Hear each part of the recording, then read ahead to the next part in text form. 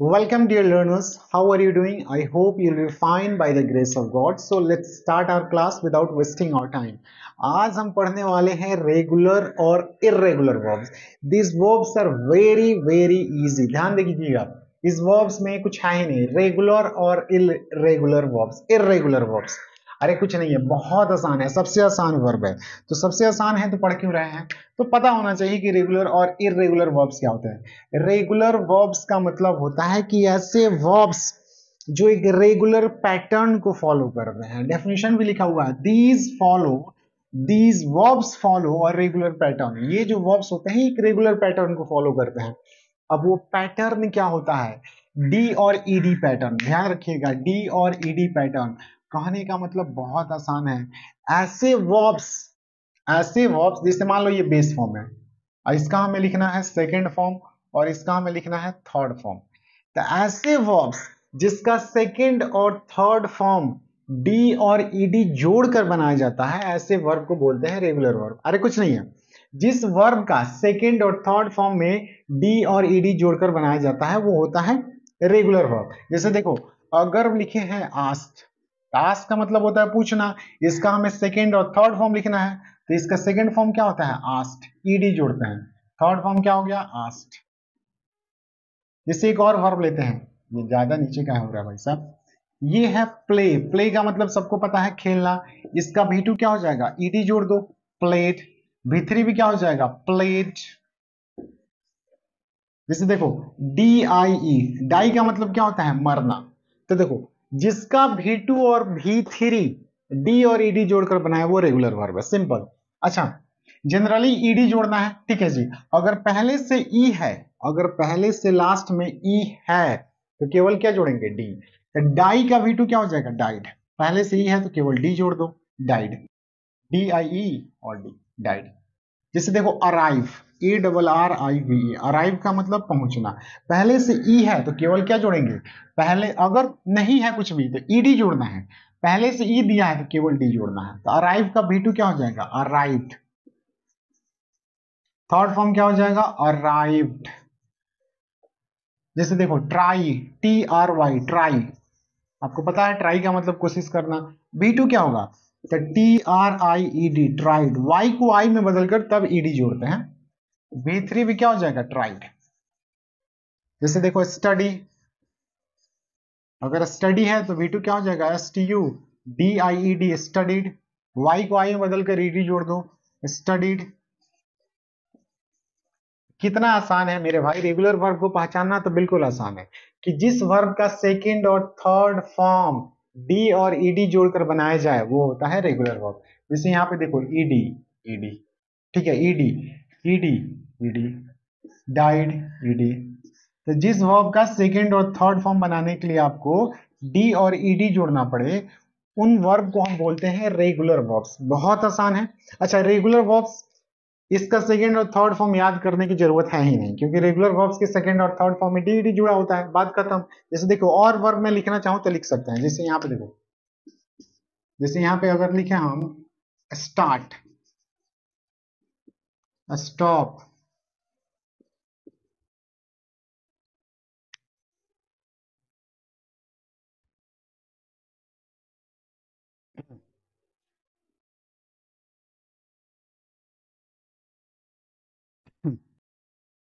Work and details से दिख रहा है कि नहीं?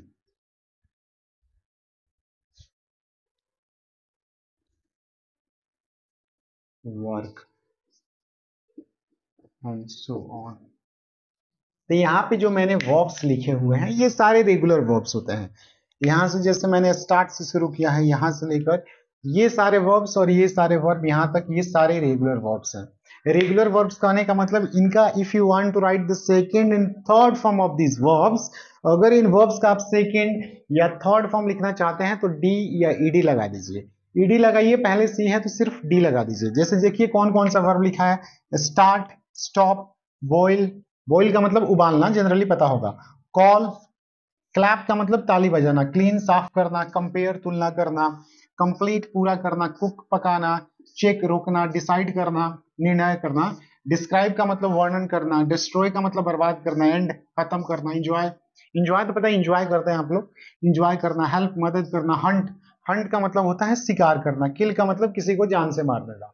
अच्छा, लाफ पता है हंसना, लाइक पसंद करना, लव प्यार करना, लिव का मतलब होता है रहना, मिश का मतलब किसी को याद करना, मिक्स पता है मिक्स करना मिलाना, मूव, मूव मतलब हिलाना, ये सब हो सकता है।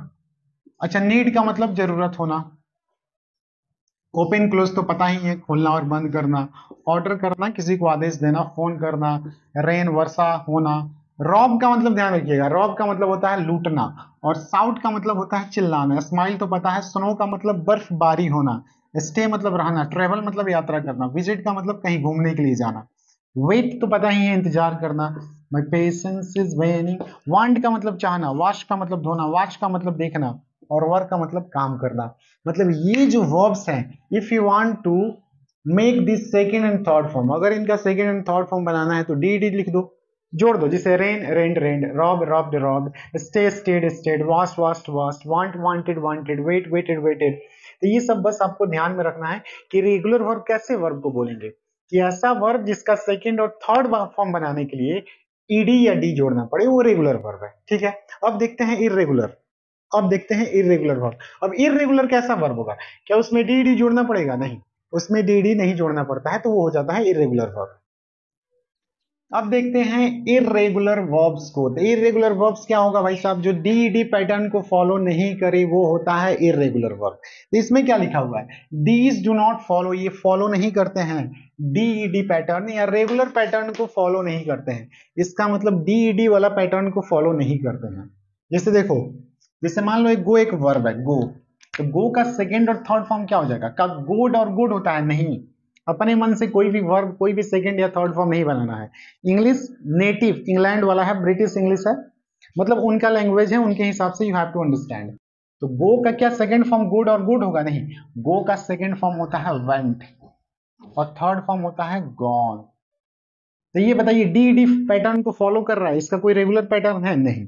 जैसे मान लो कम लिख दिए, COME, कम का मतलब होता है आना, इसका V2 क्या हो जाएगा, केम, V3 क्या होगा, कम, कोई पैटर्न नहीं।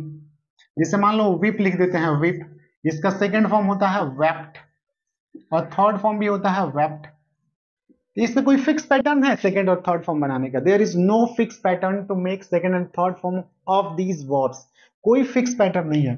तो इर्रेगुलर वर्ब क्या होता है, रेगुलर वर्ब जिसमें रेगुलर वर्ब यानी जिसका सेकंड और थर्ड फॉर्म डी डी जोड़कर बनाया जाए, वेरी सिंपल।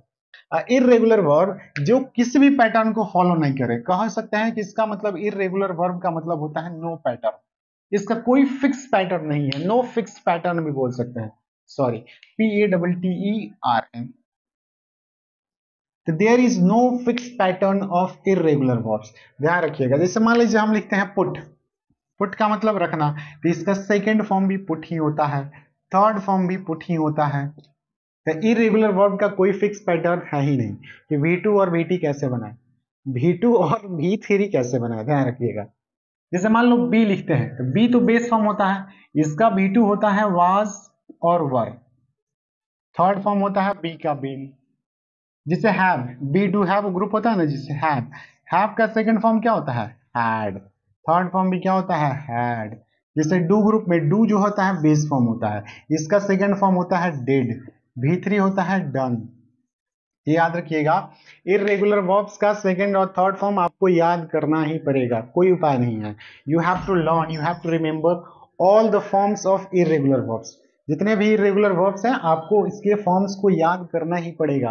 अब प्रश्न ये उठता है कि याद कहाँ से करें, तो नेट पे जा, इरेगुलर वर्ब को भाई सर्च कर और देख, लिस्ट देख, याद कर, कोई उपाय नहीं है। कोई भी किताब उठाइए, वहां से जितने भी वर्ब के फॉर्म्स हैं उसको याद कीजिए, क्योंकि इंग्लिश में आपको वर्ब के जो फॉर्म्स हैं, जो मेन वर्ब हैं, उनके फॉर्म्स याद होना ही चाहिए। Minimum 200 to 300 verbs you have to learn, कम से कम 200-300 वर्ब तो उसके फॉर्म्स आपको याद होना ही चाहिए।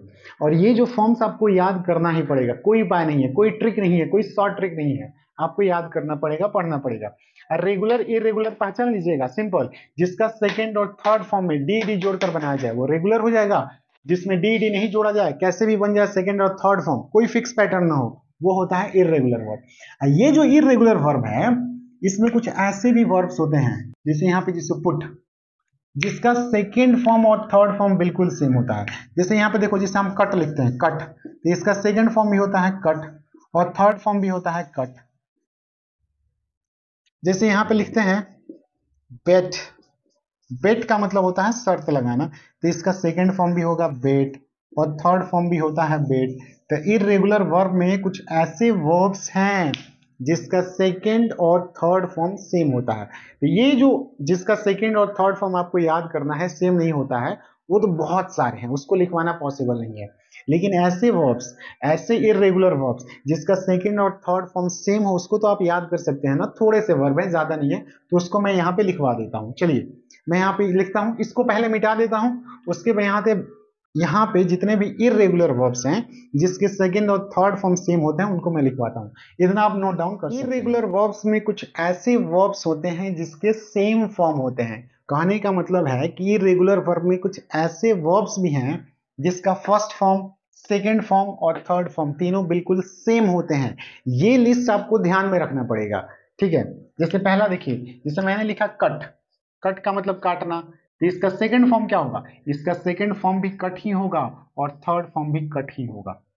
जैसे यहाँ पे देखो मैंने लिख दिया पुट, तो सेकंड फॉर्म क्या होगा, सेकंड फॉर्म भी पुट ही होगा और थर्ड फॉर्म क्या होगा, पुट होगा। अच्छा ये रेगुलर वर्ब की इर्रेगुलर वर्ब, तो रेगुलर तभी बोलेंगे जब सेकंड और थर्ड फॉर्म डी और ईडी जोड़कर बनाया जाए, इसके अलावा कोई भी पैटर्न हो उसको इरेगुलर बोलेंगे। तो ये जो जिसके सेम फॉर्म्स हैं, मतलब कुछ वर्ब हैं, सम वर्ब्स हैं जिसके सेम फॉर्म है, तो ये सेम फॉर्म वाले वर्ब को भी हम क्या बोलेंगे, ये सेम फॉर्म वाले वर्ब भी इरेगुलर वर्ब है, ध्यान रखिएगा।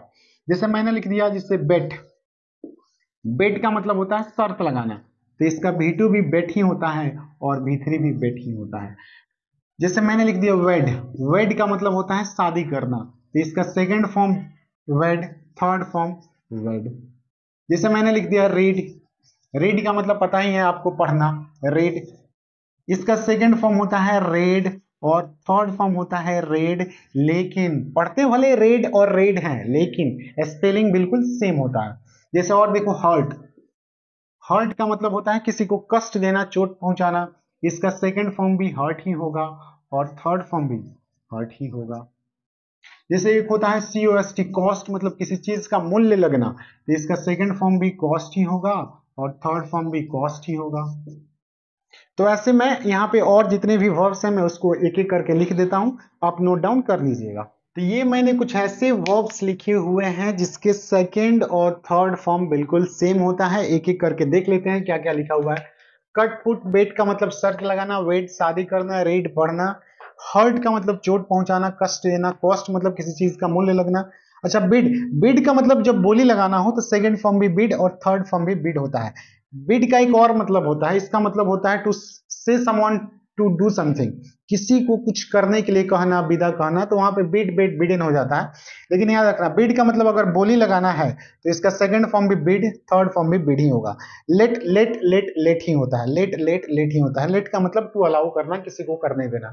यहाँ पे भी V1 है, ये भी जो वर्ब है इसका भी सेकंड फॉर्म और थर्ड फॉर्म बिल्कुल क्या होगा, सेम होगा, ध्यान रखिएगा।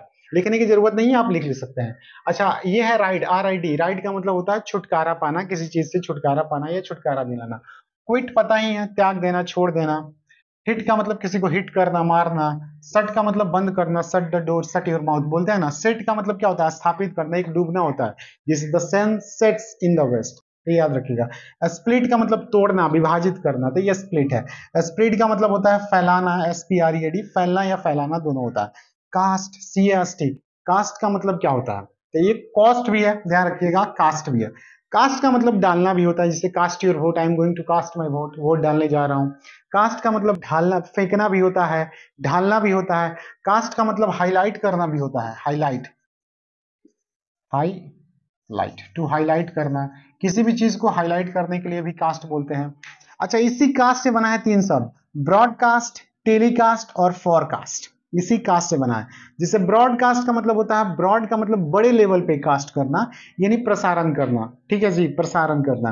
टेलीकास्ट जैसे बोलते हैं ना कि लाइव टेलीकास्ट चल रहा है, टेलीविजन पे प्रसारण करना, जब भी टेलीविजन पे कुछ चलता है लाइव तो उसको बोलते हैं लाइव टेलीकास्ट। ये फोरकास्ट, फोर का मतलब होता है पहले से ही हाईलाइट कर देना।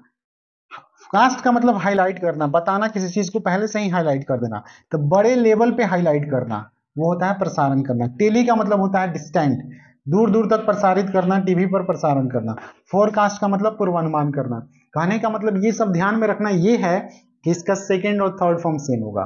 Forecast forecast forecast, telecast telecast telecast, broadcast broadcast broadcast, cast cast cast, spread spread spread. आपको सेंटेंस में लिखा हुआ मिलेगा स्प्रीडेड स्प्रीडेड, टेलीकास्टेड टेलीकास्टेड। तो वहां पे अगर आप जानते हैं कि इसका तो सेकेंड और थर्ड फॉर्म सेम ही होता है, तो ईडी अगर लिखा हो तो वहां पे हटाना पड़ेगा। तो याद रखिएगा hit hit hit, quit quit quit, red ये राइट राइट राइट, सट सट सट, सेट सेट सेट, ये सब होता है। Bit bit bit, lit lit lit. तो ये जो वर्ब्स हैं जिसका सेकंड और थर्ड फॉर्म बिल्कुल सेम होता है, ये वर्ब आपको ध्यान में होना ही चाहिए, ताकि अब जब भी सेंटेंस में इनको यूज किया जाए और इसके साथ कभी डी लगा दिया जाए या कुछ और लगा दिया जाए तो आपको पता हो कि इसका सेकंड और थर्ड फॉर्म मेरे भाई सेम ही होता है। अगर आप डी लगा रहे हैं तो ये गलत है।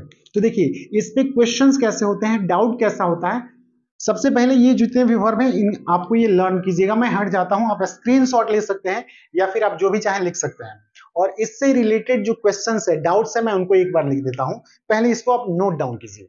देखिएगा रेगुलर और इरेगुलर वर्ब्स की जो डाउट्स है वो कैसे आपको डाउट देते हैं। जैसे मैं यहाँ पे एक सेंटेंस लिखता हूं, ध्यान से पढ़िएगा। मैंने लिखा ही, उसके बाद READ, स्टोरी। अब यहाँ पे अगर आपको पता है तो यहाँ पे जो भी लिखा हुआ है READ, ये रीड है रेड है हमको नहीं पता है, ठीक है, जो भी लिखा हुआ है। अब रीड एक ऐसा वर्ब है जिसका सेकंड और थर्ड फॉर्म क्या होता है, बिल्कुल सेम होता है, रीड रेड रेड। तो आप आपको रीड पढ़िए रेड पढ़िए, आपकी मर्जी। तो हमको ये बताइए कि यहाँ पे जो रीड रेड रेड रीड का जो तीनों फॉर्म होता है, फर्स्ट सेकंड और थर्ड, तीनों बिल्कुल क्या होता है, सेम। तो हमको ये बताइए यहाँ पे जो ये V1 है सेकेंड फॉर्म है या थर्ड फॉर्म। बस हमको ये बता दीजिए कि यहाँ पे जो रीड लिखा हुआ है या रेड लिखा हुआ है, जो भी लिखा हुआ है उससे हमको मतलब नहीं है। यहाँ पे जो लिखा हुआ है ये फर्स्ट फॉर्म है, सेकेंड फॉर्म है कि थर्ड फॉर्म है, ये आपको बताना है। चलिए सोचिए और बताइए। नहीं समझ आ रहा पॉज कीजिए, सोचने का प्रयास कीजिए, मैं बताता हूँ। देखिए सबसे पहले इसको समझने के लिए सबसे पहले ये समझिए कि जैसे मैंने कुछ बेसिक्स में पॉइंट बताए थे, that points are very important to understand this concept. If you want to understand this concept, तो ये जो मैं पॉइंट बताने जा रहा हूं पता होना चाहिए। कि देखिए अगर ये बेसिक्स हैं, जैसे अगर बी ग्रुप में कौन कौन सा वर्ब होता है, is, are, am, was, were, be, being, been. अगर बी ग्रुप हेल्पिंग वर्ब होता है तो इसके साथ मेन वर्ब में आप V4 लिख सकते हैं। V4 का मतलब वर्ब में हम ING लिखते हैं, या फिर इसके साथ आप V3 भी लिख सकते हैं। क्या अंतर है दोनों में, तब बी के अगर हेल्पिंग वर्ब है तो ING लिखते हैं तो ये एक्टिव वॉइस हो जाएगा, ये एक्टिव वॉइस में ऐसा यूज होता है। अब बी के साथ V3 लिखते हैं तो ये पैसिव वॉइस होता है। उसके बाद बी, उसके बाद एक और होता है डू ग्रुप। अगर डू ग्रुप हेल्पिंग वर्ब है तो इसके साथ हमेशा हम बेस फॉर्म लिखते हैं, V1 लिखते हैं। और एक और होता है हैव ग्रुप। अगर हैव ग्रुप हेल्पिंग वर्ब है तो इसके साथ मेन वर्ब में हम थर्ड फॉर्म लिखते हैं। और ये और मॉडल, अगर मॉडल हेल्पिंग वर्ब का काम कर रहा है तो इसके साथ भी बेस फॉर्म लिखते हैं। ये बेसिक में मैंने सब बताया था जब आपको हेल्पिंग वर्ब पढ़ाया था कि बी, डू, हैव ये सब हेल्पिंग वर्ब होते हैं। अगर बी हेल्पिंग वर्ब है तो इसके साथ V4 या V3 लिखो, डू है तो V1 लिखो, हैव है तो इसके साथ मेन वर्ब थर्ड फॉर्म आएगा, मॉडल अगर हेल्पिंग वर्ब है तो इसके साथ मेन वर्ब फर्स्ट फॉर्म आएगा। ये आपको पता होना चाहिए। ये पहला पॉइंट। दूसरा पॉइंट देखिएगा, दूसरा पॉइंट आपको ये पता होना चाहिए कि अगर सब्जेक्ट लिखा हो सेंटेंस में, सब्जेक्ट के तुरंत बाद अगर हमको मेन वर्ब लिखना हो तो बताइए V1 लिखे, V2 लिखे, V3 लिखे, V4 लिखे, सॉरी V4 मतलब ING फॉर्म लिखे, या V5 का मतलब थर्ड पर्सन सिंगुलर फॉर्म लिखे। सब्जेक्ट के बाद अगर तुरंत मेन वर्ब लिखना है, मेन वर्ब हेल्पिंग वर्ब नहीं लिखना है, तो कौन सा वर्ब लिख सकते हैं। तो अगर आपको पता हो तो सिंपल प्रेजेंट टेंस में सब्जेक्ट के तुरंत बाद V1 या V5 लिखते हैं, और सिंपल पास्ट टेंस में V2 लिखते हैं। सब्जेक्ट के तुरंत बाद V3 और V4 आप डायरेक्ट नहीं लिख सकते हैं। तो याद रखिएगा, अगर सब्जेक्ट के तुरंत बाद वर्ब लिखना हो तो V1 V5 लिखो, सिंपल प्रेजेंट टेंस होता है, और सब्जेक्ट के तुरंत बाद V2 लिखो, सिंपल पास्ट टेंस होता है। क्या V3 और V4 नहीं आ सकता? तो नहीं मेरे भाई, सब्जेक्ट के तुरंत बाद अगर मेन वर्ब लिखना हो तो उसका थर्ड और फोर्थ फॉर्म नहीं लिख सकते हैं। अच्छा कब लिख सकते हैं, तो जब भी आपको अगर आपको मान लीजिए फोर्थ फॉर्म लिखना है, मतलब अगर V4 लिखना है तो V4 लिखने के लिए हमेशा आपको B ग्रुप का हेल्पिंग वर्ब चाहिए, ठीक है जी। अगर आपको V3 लिखना है तो V3 लिखने के लिए हमेशा हमको हैव ग्रुप का हेल्पिंग वर्ब चाहिए, या फिर बी ग्रुप के हेल्पिंग वर्ब के साथ भी हम V3 लिख सकते हैं। तो कहने का तात्पर्य यह है कि V4 जब भी लिखना हो तो हमको बी ग्रुप का हेल्पिंग वर्ब चाहिए। अगर आपको V3 लिखना है तो मतलब V3 बिना हेल्पिंग वर्ब का नहीं आ सकता है। अगर हैव के साथ V3 लिखते हैं तो ये टेंस होता है, परफेक्ट टेंसेज होता है। अब बी के साथ V3 लिखते हैं, बी ग्रुप के साथ V3 लिखते हैं तो ये हमेशा क्या होता है, पैसिव वॉइस। कहने का मतलब ये है मेरे भाई कि अगर V4 और आपको V3 लिखना है तो बिना हेल्पिंग वर्ब के हम V4 और V3 नहीं लिख सकते हैं। अगर आपको V4 लिखना है तो उसके लिए हमें B ग्रुप का हेल्पिंग वर्ब चाहिए। अगर आपको V3 लिखना है तो उसके लिए हैव ग्रुप का हेल्पिंग वर्ब चाहिए। B ग्रुप के साथ भी V3 लिख सकते हैं पैसिव वॉइस में। मतलब V3 और V4 लिखने के लिए हमें हमेशा हेल्पिंग वर्ब चाहिए, बिना हेल्पिंग वर्ब के V3 और V4 नहीं आता है। तो कहने का मतलब सब्जेक्ट के तुरंत बाद वर्ब लिखना हो तो या तो V1, V2 या V5 लिखते हैं, V3 और V4 नहीं लिखते हैं, याद रखिएगा V1, V2 या V5। V1 V5 simple present tense, V2 simple past tense. अब अगर ये दो कंसेप्ट आपको मालूम है और ये इंपॉर्टेंट पॉइंट कि V4 और V3 बिना हेल्पिंग वर्ब के नहीं आते हैं, V4 and V3 can not be use without helping verb. इन दोनों को लिखने के लिए, इन दोनों को लिखने के लिए हमें हेल्पिंग वर्ब चाहिए, मतलब किसी भी कीमत पे चाहिए, समझा कि नहीं चाहिए। चलो यहाँ पे बताओ ये क्या लिखा हुआ है। तो सबसे पहला बात, ही रीड ए स्टोरी या रीड ए स्टोरी जो भी लिखा हुआ है, और ये हमने कहा कि ये सेंटेंस बिल्कुल सही है। तो आपको पहचानना है कि यहाँ पे जो लिखा है ये फर्स्ट फॉर्म है, सेकंड फॉर्म है, थर्ड फॉर्म है। कंफ्यूजन ये है कि रीड का तीनों फॉर्म सेम होता है, तो कैसे पहचाने। तो अभी मैंने बताया V3, अगर आपको V3 लिखना है या V4 लिखना है तो आपको हेल्पिंग वर्ब चाहिए ही चाहिए। यहाँ पे कोई हेल्पिंग वर्ब है नहीं है, इसका मतलब ये तो V3 नहीं है, क्योंकि V3 अगर होता तो इसके लिए हम हैव ग्रुप का हेल्पिंग वर्ब लिखते या B ग्रुप का हेल्पिंग वर्ब लिखते। यानी V3 V4 लिखने के लिए हेल्पिंग वर्ब चाहिए, मतलब चाहिए। तो अगर ये V3 है तो इसका हेल्पिंग वर्ब कहाँ है, तो ये V3 नहीं है। अब बताओ V1 है कि V2 है। तो अगर V1 मतलब अगर प्रेजेंट है तो ही जो है ये सब्जेक्ट जो है सिंगुलर सब्जेक्ट है।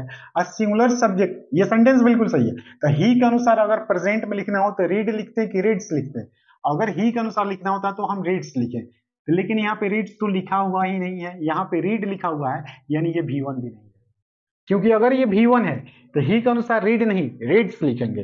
तो V1 ही के अनुसार अगर V1 लिखते हैं तो ये क्या है, गलत है। क्योंकि अगर प्रेजेंट में लिखना हो तो ही रीड्स लिखो, ही रीड क्या है, गलत है। तो ये V1 नहीं हो सकता, क्योंकि हमने कहा कि ये सेंटेंस बिल्कुल सही है। तो यहाँ पे जो लिखा हुआ है ये सेकंड फॉर्म है, समझ आया। थर्ड फॉर्म इसलिए नहीं है क्योंकि थर्ड फॉर्म बिना हेल्पिंग वर्ब का नहीं आ सकता है। फर्स्ट फॉर्म इसलिए नहीं है क्योंकि ही के अनुसार अगर फर्स्ट फॉर्म लिख रहे हैं तो गलत है। ही के अनुसार रीड नहीं, हमें रीड्स लिखना पड़ेगा, थर्ड पर्सन सिंगुलर फॉर्म लिखना पड़ेगा, तो ये भी गलत है। और सेकंड फॉर्म, तो किसी भी सब्जेक्ट के साथ आप सेकंड फॉर्म लिख सकते हैं, चाहे सब्जेक्ट सिंगुलर हो या प्लूरल हो। इसका मतलब यहाँ पे जो वर्ब लिखा हुआ है ये V2 है, V1 भी नहीं है और V3 भी नहीं है। सेम इसी पे एक और सवाल, ये सवाल नंबर 1, सवाल नंबर 2।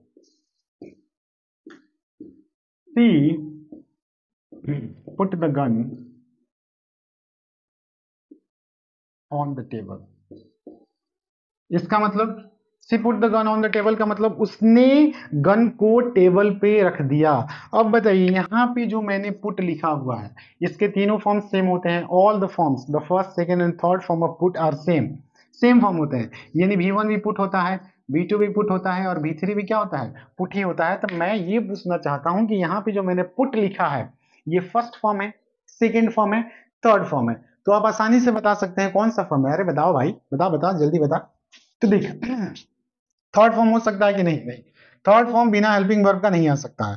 तो यानी ये थर्ड फॉर्म नहीं है, ये तो थर्ड फॉर्म नहीं है। और फर्स्ट फॉर्म की सेकंड फॉर्म, तो अगर ये फर्स्ट फॉर्म है, ये सेंटेंस बिल्कुल सही है मेरे भाई, मैंने ये सेंटेंस सही लिखा है, आपको पहचानना है कि ये कौन सा फॉर्म है, ठीक है जी। तो थर्ड फॉर्म बिना हेल्पिंग वर्ब का नहीं आता है। सेकंड फॉर्म की फर्स्ट फॉर्म, अगर फर्स्ट फॉर्म है तो सी के अनुसार पुट लिखें या पुट्स लिखें, पुट्स लिखना पड़ेगा। तो ये फर्स्ट फॉर्म नहीं हो सकता, क्योंकि अगर प्रेजेंट लिखना है तो पुट्स लिखो, सी पुट्स लिखना पड़ेगा, पुट गलत है। तो ये फर्स्ट फॉर्म भी नहीं है, तो ये है सेकंड फॉर्म। तो अगर आपको ये सब कंसेप्ट नहीं मालूम है तो आप तो सब यहाँ पे घबरा जाइएगा, समझ रहे हैं ना, सारा कंसेप्ट गलत करिएगा। इसका एक एक कंसेप्ट मालूम होना चाहिए कि V3 बिना हेल्पिंग वर्ब के नहीं आ सकता, इसलिए V3 नहीं है। अगर V1 है तो C के अनुसार V1 नहीं V5 लिखेंगे, पुट्स लिखना पड़ेगा। ये V1 भी नहीं है तो ये है V2। ये सेकेंड फॉर्म ऑफ वर्ब है। सेकेंड फॉर्म ऑफ वर्ब किसी भी सब्जेक्ट के साथ लिख सकते हैं। इसका हिंदी मीनिंग क्या हो गया? She put the gun on the table. चलिए तीसरा एग्जाम्पल कहाँ लिखे, मैं इसको मिटाकर और एग्जाम्पल्स लिखता हूं, आप इतना नोट डाउन कीजिएगा। तो यहाँ पे देखिए मैंने ये पहला एग्जाम्पल, ये दूसरा एग्जाम्पल, मैंने यहाँ पे ये तीसरा, ये चौथा, ये पांचवा, ये छठा, ये सातवां एग्जाम्पल लिखा हुआ है। सेंटेंस को समझिए और इसमें क्या सही है, मतलब क्या गलत है, सब में कुछ ना कुछ गलत लिखा हुआ है। 7 नंबर को छोड़ के सब में कुछ ना कुछ गलत लिखा हुआ है, इसको आइडेंटिफाई कीजिए। मैं आपको 1 मिनट देखता हूं।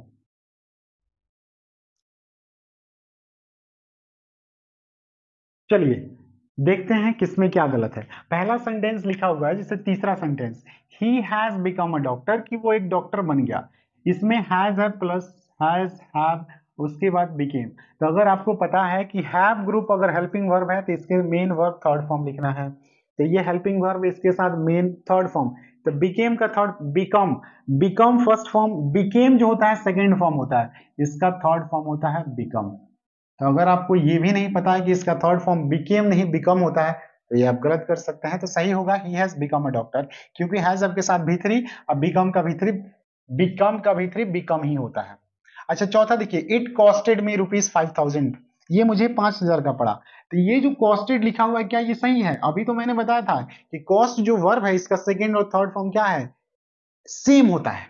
कॉस्ट का सेकंड और थर्ड फॉर्म क्या होता है? सेम होता है। लेकिन अगर आप नहीं जानते हैं तो पढ़ने में कितना अच्छा लग रहा है, कॉस्टेड, टेलीकास्टेड, हर्टेड, ये पढ़ने में अच्छा लग रहा है। अगर पढ़ने में अच्छा लग रहा है इसका मतलब ये थोड़े है कि सही है। आपको कंसेप्ट समझना होगा कि कॉस्ट कॉस्टेड होता ही नहीं है, कॉस्ट का सेकंड और थर्ड फॉर्म कॉस्ट ही होता है। तो ये ईडी हटा दे तो सही हो जाएगा, इट कॉस्ट मी ₹2,000, यानी सेकंड फॉर्म भी क्या होगा? कॉस्ट ही होगा। बताइए इसमें क्या गलती है? The match will be telecasted in the evening, match शाम को टेलीकास्ट किया जाएगा। तो विल मॉडल है, मॉडल के साथ बेस फॉर्म बी लिखा हुआ है। अब बी के साथ हमने यहाँ पे टेलीकास्टेड लिखा है, बी के साथ V3 लिखा है। बी के साथ V3 लिखने का मतलब पैसिव वॉइस, देखो यहाँ पे बी है, इसके साथ टेलीकास्टेड लिखा हुआ है पैसिव वॉइस, कि मैच शाम को टेलीकास्ट किया जाएगा। सही कि गलत? सही। अब बी ग्रुप है तो इसके साथ V4 या V3 लिखेंगे, V4 होता तो ING होता, V3 लिखा हुआ है। तो बता मेरे भाई टेलीकास्टेड दिखने में कितना अच्छा लग रहा है, लेकिन सही कि गलत? गलत, क्योंकि टेलीकास्ट जो शब्द है इसका सेकेंड और थर्ड फॉर्म टेलीकास्ट ही होता है। तो सही होगा टेलीकास्ट, ब्रॉडकास्ट, फोरकास्ट, ये जो वर्ब्स हैं इसका सेकंड और थर्ड फॉर्म सेम होता है। तो the match will be telecast in the evening, अब सही है। पढ़ने में कितना अच्छा लग रहा है, अच्छा से थोड़े मतलब है, गलत है। सी हैज हर्ट मी, उसने मेरा दिल दुखाया है। अब ये बताइए हैज हर्ट सही कि गलत? तो हर्ट का सेकंड और थर्ड फॉर्म हमने क्या बताया कि सेम होता है। पढ़ने में तो अच्छा लग रहा है, हर्टेड, हर्टेड थोड़े होता है। सी हैज हर्ट मी, यहाँ पे हर्ट जो है V1 V2 की V3, अगर किसी ने लिखा है सी हैज हर्ट मी तो ये हैज हेल्पिंग वर्ब है, हैज के साथ मेन वर्ब क्या आता है? थर्ड फॉर्म, तो ये हर्ट थर्ड है फॉर्म है। बी के साथ ये थर्ड फॉर्म है। इट के साथ कॉस्ट, अगर जैसे मान लो ईडी लिखा ही नहीं होता, लिखा होता है इट कॉस्ट मी ₹5,000, तो यहाँ पे V1 V2 की V3, तो V3 नहीं है क्योंकि हेल्पिंग वर्ब चाहिए। V2 है कि V1? अगर V1 होता तो इस इट के साथ कॉस्ट एस लगाते, तो ये V2 है। अब बताना है सेम, यहाँ पे जो मैंने लेट लिखा हुआ है, लेट का फर्स्ट सेकेंड और थर्ड फॉर्म बिल्कुल क्या होता है? सेम होता है। तो आप बताइएगा कि ये फर्स्ट है, सेकंड है कि थर्ड है? बहुत आसान है, थर्ड फॉर्म बिना हेल्पिंग वर्ब का नहीं आता है तो थर्ड फॉर्म तो है नहीं। अगर ये बेस फॉर्म है तो ही के अनुसार ये सेंटेंस बिल्कुल सही है, आपको पहचानना है। तो V3 तो नहीं है, V1 है कि नहीं? तो V1 होता तो ही लेट नहीं, ही लेट्स लिखना पड़ता। तो ये है V2, ही लेट मी गो, उसने मुझे जाने दिया। तो आशा करता हूं आपको ये समझ बहुत अच्छे से आ गया होगा। And thank you for watching this video. तो अगर आपको ये समझ आया तो please like share and subscribe support कीजिए। थैंक यू फॉर वॉचिंग, मिलते हैं नेक्स्ट वीडियो में।